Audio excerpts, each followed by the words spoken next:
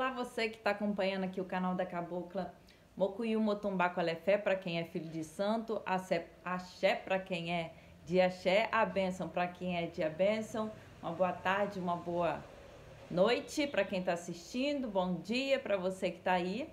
Hoje nós vamos falar sobre o que eu mais amo de ler, que são os diálogos de Platão. Me foi perguntado qual diálogo eu sugeriria como uma introdução à obra de Platão. E eu não titubeei em indicar a Apologia de Sócrates como esse início capaz de promover uma discussão sobre o que está em jogo de fato nas obras completas desse autor enigmático, polêmico, enfim, uma aventura ler Platão. Porque a gente se descobre tendo que descobrir-se a gente mesmo, numa obra que talvez tenha sido arrebanhada pelos patriarcas, segundo Popper, né? Popper é o defensor de uma evolução na teoria da ciência, na epistemologia, considera Platão um dos primeiros patriarcas, um dos primeiros autoritários, o germe do totalitarismo, né? Isso que o Popper vai considerar dessa obra enigmática proposta pelo Platão em termos de diálogos, né? Então é uma contradição em termos já apostar em Platão como autor autoritário, uma vez que ele promove apenas diálogos, ele escreve apenas diálogos. Mas se você que acompanha aqui o canal da Cabocla quiser saber um pouco mais sobre a obra de Popper, coloque aqui nos comentários que eu vou trazer uma leitura sobre o que o Popper fala que Platão seria na sua obra Platão e o Totalitarismo. É uma obra de mais de 500 páginas e eu vou me propor a ler essa obra aqui no canal, caso for de seu interesse. Bom, por que eu recomendo a Apologia de Sócrates como uma obra de introdução às obras completas de Platão? Porque é uma obra em que a morte de Sócrates vem exposta. É uma obra de cunho legislativo, né? Porque o Platão vai discutir exatamente como que a morte de Sócrates veio a calhar na Atenas de 399 a.C. Foi uma morte muito sofrida, porque o professor de Platão foi acusado de 3 crimes: criar novos deuses, convencer a juventude de que esses deuses são de fato novos, não são parte do panteão da tradição politeísta grega, e finalmente de se colocar como um professor dessas matérias, o que de fato não é o que acontece, já que Platão nessa obra vai trazer a tese de que Sócrates defende um não saber.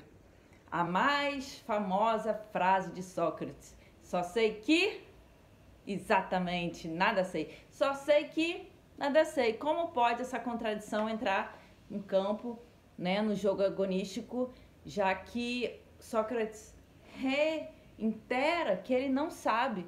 Então, assim, ele requer um não saber como mais válido do que aquilo que todos sabem. É uma contradição, porque você começa afirmando que sabe e termina afirmando que você sabe que não sabe. A princípio seria uma forma de dizer que é a humildade o lugar de início da filosofia. É a partir da humildade que a gente conquista mesmo o discernimento sobre o saber, aquilo que é saber e o que não é saber. Então, eu não sei, mas eu sei distinguir aqueles que sabem daqueles que não sabem. E o que significa esse lugar também de você colocar-se como quem não sabe? Será que é fácil? É a principal questão de quem começa a filosofar.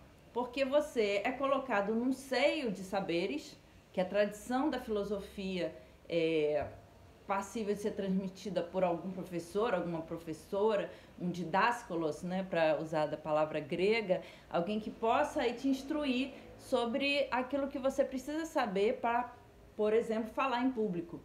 Aliás, falar em público requer esse público como lugar de acontecimento de realidade. E o que é o público como lugar de acontecimento de realidade? É simplesmente esse difícil acolhimento que o filósofo vai ter. Sócrates é colocado para tomar cicuta, o veneno. Ele vai ser julgado e ele vai ser julgado culpado pelo crime de criar novos deuses, mas principalmente pelo crime de colocar esse não saber como lugar possível para o não saber. Então ele é chamado de irônico, ele é chamado de atopós, né, de um sujeito sem lugar na cidade. Ele se reconhece como um atopós, como um lugar sem o topos, sem lugar, porque de fato é difícil sustentar esse âmbito, esse lugar do não saber. O que significa você sustentar um lugar de não saber? É principalmente você conseguir colocar-se como não provedor do saber, que faz com que o outro seja levado a saber. Então, esse lugar de conquistar o prazer de conhecer o saber que pode ser, ele é um lugar de falta. Aquele que aprende, ele precisa sentir a falta que vai ser capaz de levá-lo ao desejo de saber. Então, o desejo de saber, ele é difícil de ser sustentado. A princípio, você responder a pergunta do orientando, do aluno, daquele aprendiz que está querendo saber, com o saber, já é anular aquela chance dele poder saber. E é um desejo, né? O desejo de colocar-se como não saber para que o outro possa descobrir esse não saber como capaz de levá-lo a saber, é o maior desafio. Como que a gente pode aquecer esse lugar de não saber? Aí a gente tem os diálogos socráticos, os diálogos platônicos, né, como mostrando como que se faz. A princípio, o amor está em jogo, né? O sentimento que nos convoca a filosofar, no próprio sentido etimológico da palavra, philo, amigo, sophos, saber. O filósofo é aquele que ama o saber, ele não tem o saber, ele ama. E ele vai conquistar esse poder de amar o saber na medida em que ele distingue esse poder de não saber como possível. No diálogo que nós estamos aqui colocando em condição de poder ser, o amor é o início. O amor é tema de um dos diálogos que eu mais gosto, que se chama O Banquete, simpósio em grego. O que vai ter no simpósio, o que vai ter no banquete? Bom, primeiro são 7 personagens dialogando para que cada um possa mostrar no âmbito daquele grande acontecimento que é a beberagem grega, né? Os homens se reúnem para beber vinho e bebem muito vinho. Na ocasião é Sócrates que está colocando aí o vinho na taça dos convivas que estão reunidos. E o lugar de acontecimento do amor aí parte desses 7 personagens, cada um mais interessante do que o outro. Tem o Erixímaco, que é um médico, tem o Aristófanes, que é o dramaturgo, e hoje eu quero começar pelo Aristófanes. Por quê? Porque o Aristófanes, esse dramaturgo de comédias gregas, ele vai trazer o lugar da alma gêmea. O amor, segundo Aristófanes, seria o encontro da alma gêmea, um encontro capaz de colocar uma saturação nesse encontro entre o que ama e o amado. Então, a gente se descobrindo a nossa alma gêmea, encontraríamos aí uma forma de nos igualarmos em potência ao próprio Zeus. Zeus, quando vê os andrógenos, o encontro entre as almas gêmeas se dando, ele fica com medo. Ele fica com medo, segundo o banquete, porque essa alma gêmea reunida, que foi cindida desde nossos mais distantes antepassados, em outra época, quando nós éramos unidos, nós éramos um e nós éramos felizes, Só que essa unidade ficou tão poderosa que causou, segundo Aristófanes, o desejo de Zeus de acabar com a festa. Então Zeus ele mesmo faz o raio e o raio corta aqueles que se encontraram, né, a alma gêmea que se encontrou, corta, cinge essa alma gêmea a fim de que nós não pudéssemos ser tão poderosos como é possível que sejamos.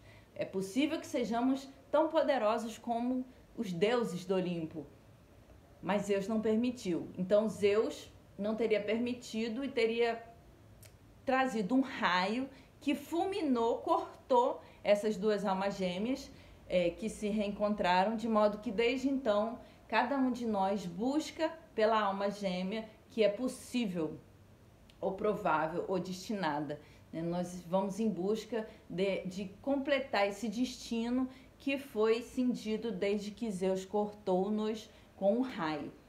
A tese de Aristófanes, segundo o qual nós somos almas cindidas em busca de nossa alma gêmea, não causa tanta satisfação para o Sócrates. Por quê? Porque Sócrates vai colocar, olha, não é possível que sejamos apenas almas gêmeas em busca de nossa alma que foi separada desde antigamente. Olha que curioso, porque a gente sabe do dilema que acomete a querela que acomete Platão no âmbito da poesia, né? Platão vai expulsar a poesia da cidade no livro 10 da República. É uma tese clássica também desse autor, que nos convida a pensar exatamente o lugar da obra de arte. Será que a arte, por falsear, por mentir, por trazer a mímese, a imitação, a imagem, como lugar de realidade, ela pode nos satisfazer? Então, essa questão da relação entre arte e filosofia está na obra de Platão. E no banquete a gente vai ter ocasião de saber que Aristófanes, ele de fato, pode ser que ele tivesse encontrado a alma gêmea na figura do próprio Sócrates, né? Pode ser que o próprio Aristófanes, na figura de ser desejante, a minha alma gêmea é Abu. Abu é minha alma gêmea, minha gata! Então, nem é minha gata, mas é do meu sobrinho, então. Na falta de quem abraçar, a alma gêmea fica sendo essa aqui mesmo. Há um teatro filosófico sendo colocado em questão no próprio ato do Aristófanes ser trazido como interlocutor no diálogo. Então, é um dramaturgo, ou seja, é alguém que escreve comédia, que coloca o teatro para ser presente, para ser o lugar de acontecimento da realidade, e esse lugar de acontecimento da realidade cênico vai ser colocado em questão na obra de Platão.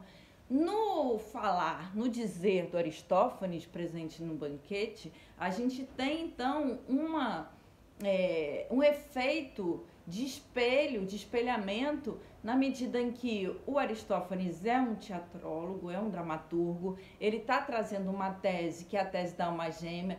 Pode ser que ele esteja apaixonado por Sócrates no momento em que ele traz essa tese da alma gêmea. No entanto, o próprio Sócrates vai colocar em questão essa tese da alma gêmea na medida em que ele fala, olha, isso não me satisfaz. O encontro com a alma gêmea não é a única possibilidade de interpretação sobre o que é o amor e sobre como o amor acontece. Aí é sensacional. Por quê? Porque o Sócrates vai trazer na figura de Diotima a certeza de que ele não é capaz de trazer essa definição sobre o que é o amor. Né? O Sócrates vai colocar que ele não sabe o que é o amor, mas ele conhece quem sabe. E quem sabe é uma sacerdotisa cujo nome, Diotima, traz no próprio sentido do seu nome, Diodeus e Timotimós, em honra de Deus. A gente não sabe se Diotima existiu de fato, se ela é essa sacerdotisa da Mantineia também, que tem Mântica no nome, né? Então é uma cidade voltada para a encantaria, para os saberes dos mistérios. E o Sócrates vai falar, olha, eu não sei o que é o amor, eu não sei como ele acontece, mas eu conheço quem sabe. e quem sabe é Diotima. E o que a Diotima vai falar? Diotima vai falar, olha, o amor é nascido Eros como bebê de Poros e Penha. Poros, a entidade da abundância, e Penha, a entidade da falta. A gente sabe da história, quem não sabe está convidado aí a buscar na internet sobre essa mitologia entre Poros e Penha, mas resumidamente, Penha é a falta, é a entidade mística da falta, e ela vai se apaixonar por Poros, a abundância. Penha vai embebedar Poros numa grande festa ofertada pelos deuses do Olimpo. Em meio à festa, Penha se apaixona por Poros, ressentida dele não amá-la, ele dá vinho, néctar, porque os deuses não bebem vinho, eles bebem néctar. Poros vai se embriagar de néctar, vai deitar para dormir, e Penha, a deusa da falta, se apropria de Poros e o ama. Eles fazem amor, Poros embriagado, não consegue dizer não, ele está inconsciente, então Penha faz com ele um filho, esse filho vai se chamar Eros. Eros é o deus do amor, e desde então tem essa mitologia que inclusive vai aí dar a imagem do Cupido, o Cupido que nos lançando a flecha do amor nos faz com que nós fiquemos apaixonados, apaixonadas, apaixonades. Desde então a gente tem essa tese aí do amor como falta e como, de alguma forma, realizador de abundância, já que Eros também é filho de Poros, não apenas de Penha. O diálogo é isso, né? São esses 7 patriarcas gregos reunidos para dizer o que é o amor. Na insatisfação, na incapacidade deles dizerem o que é o amor, Sócrates vai evocar Diotima, vai dizer que Diotima ensinou para ele o que é o amor, como o amor acontece, com o amor é essa entidade capaz de nos flechar, de modo que nós fiquemos apaixonados de uma forma divina pelos deuses, assim como os deuses. E não apenas isso, a gente tem no diálogo uma 8ª entidade que não vem falar o que é o amor, ele vem apaixonado. Nada mais, nada menos do que Alcebíades. Alcebíades, que tinha sido expulso de Atenas por arruaça. Alcebíades, que tinha sido condecorado por Sócrates como um jovem belíssimo, com vocação de filósofo, só que no momento em que ele desce no banquete, nesse diálogo, aliás, ele tinha, na noite anterior, descido do navio que o trouxe da ilha onde ele foi passar o seu exílio político, expulso, né, que ele tinha sido por heresia, ele tinha cortado os falos das estátuas gregas que tinham falos, e isso tinha sido considerado uma heresia. Além disso, ele tinha empurrado o professor dele no chão e causado o ridículo desse professor. Enfim, era o capeta, esse Alcebíades, um capeta muito bonito. Ele era louro, de olhos azuis, um general vigorosíssimo, lindíssimo. E ele chega no diálogo apaixonado por Sócrates, reclamando de Sócrates, falando que Sócrates não olhava para ele, não se deixava tomar por ele, e que ele estava apaixonado por Sócrates. Ele estava morrendo de ciúme de Agaton, que tinha ganhado o concurso de poesia na noite em que eles celebram, a noite anterior que eles celebram, e que tinha recebido assim a maior atenção de Sócrates.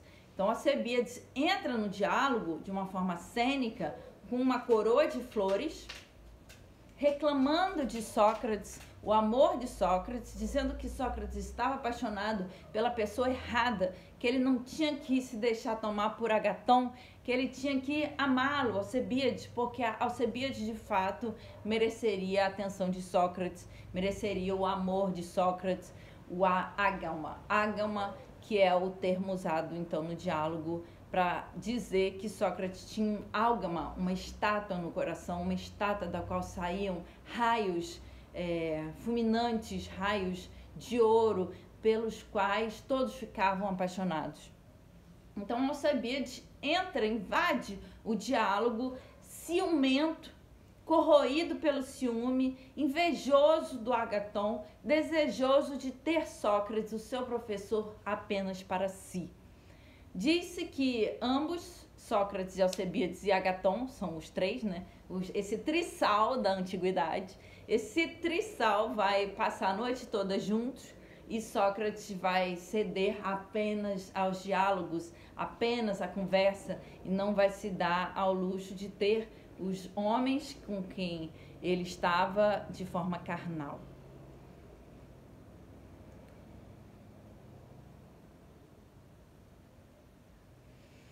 A inveja, o ciúme são então questões presentes nesse diálogo, que é um dos mais lindos de Platão, o diálogo, o banquete. Como curar a inveja e o ciúme é uma questão a qual nós somos convidados em todos os diálogos de Platão. A inveja e o ciúme seriam como o efeito colateral, o efeito indesejado do amor. E então, assim, se a gente ama, quando a gente ama, a gente teria essa tendência, assim como os gatos, os cachorros, os mamíferos de uma forma geral, a sentir ciúme pelo ente amado.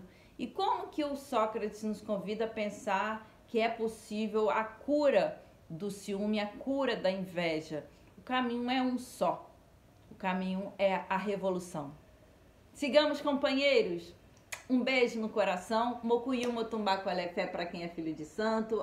A bênção para quem é de a bênção. Uma boa tarde, uma boa noite, um bom dia. Um beijo no coração. Tamo junto!